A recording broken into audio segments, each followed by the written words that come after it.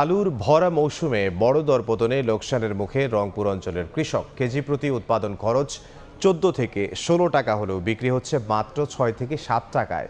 গেল 15 বছরে আলু চাষ করে 9বারই লোকসান গুনতে হয়েছে এই অঞ্চলের কৃষকদের। তবে কৃষি বিভাগের পরামর্শ লোকসান কমাতে দেশীয় পদ্ধতিতে আলু সংরক্ষণের। শাকিল মাহমুদের ছবিতে নাজমুল ইসলামের সাথে রিপোর্ট। গেল বছরের বড় ধরনের লোকসান কাটাতে এবার বেশ জোরে সোরে মাঠে নামেন উত্তরের কৃষকরা। আবহাওয়া অনুকূলে থাকায় উৎপাদন হয়েছে ভালো, তবে আবারও হতাশ কৃষক। চলতি মৌসুমে কৃষক পর্যায়ে প্রতি কেজি আলু উৎপাদনে সার, বীজ, কীটনাশক, সেচসহ আনুষঙ্গিক খরচ 14 থেকে 16 টাকা, তবে বিক্রি হচ্ছে মাত্র 6 থেকে 7 টাকা কেজি দরে।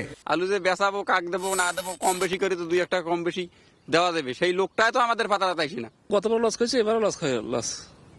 আলু যদি বাড়ি না যায় তো লস খাইবে তো। পরিসংখ্যান বলছে শক্ত বাজার ব্যবস্থাপনা না থাকায় গেল 15 বছরে 5 দফা কৃষক পর্যায়ে এবং 4 দফা কৃষক, ব্যবসায়ী ও হিমাগার মালিক পর্যন্ত ক্ষতির মুখে পড়েন। হিমাগার ভাড়া কমানোর পাশাপাশি সরকারি উদ্যোগে আলুর দর নির্ধারণের দাবি কৃষকের।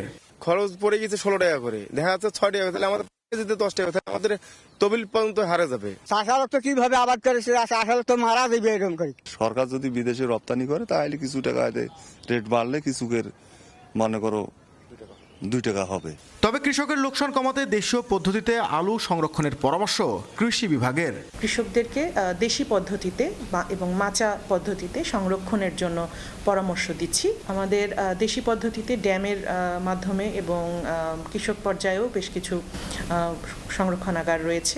চলতি মৌসুমে রংপুর অঞ্চলে আলু আবাদ হয়েছে 1,05,800 হেক্টর জমিতে, উৎপাদন লক্ষ্যমাত্রা 25 লাখ মেট্রিক টন। রংপুর অঞ্চলে যে পরিমাণ আলু উৎপাদন হয় তার মাত্র 30% সংরক্ষণের সুযোগ রয়েছে। ফলে মৌসুমের শুরুতে অনেকটা বাধ্য হয়ে কম দামে আলু বিক্রি করেন এই অঞ্চলের কৃষকরা।